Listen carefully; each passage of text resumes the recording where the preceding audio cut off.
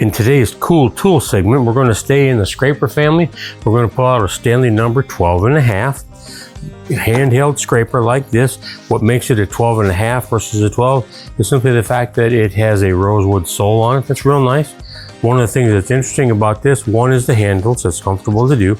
And two, you can adjust the angle of your blade by simply moving this in and out. So you can move that blade up and down, so you can change the angle on your blade if you want to.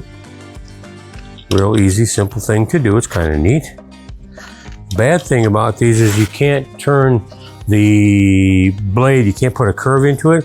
You can take it in and out with the use of this. Easy thing to do is grab it here, run it down there,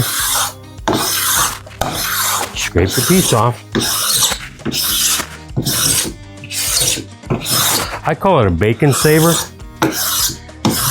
I had a friend of mine that had made a cedar tabletop, basically 3.5 by about 7. And when he passed away, his wife asked me if I could finish the tabletop for him. And I took it, it had been glued up. I took it out to a sander and had a guy run it through a big wide sander. And what it did is it bruised the wood. So when I put the finish on it after sanding it and doing all this, it looked like it had bruises about as wide as your finger. So ultimately what I had to do is I had to scrape that whole table down to get rid of all those bruises with this card scraper, this cabinet scraper.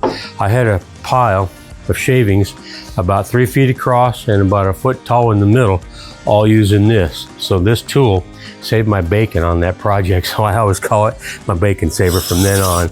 It does a good job of scraping stuff off.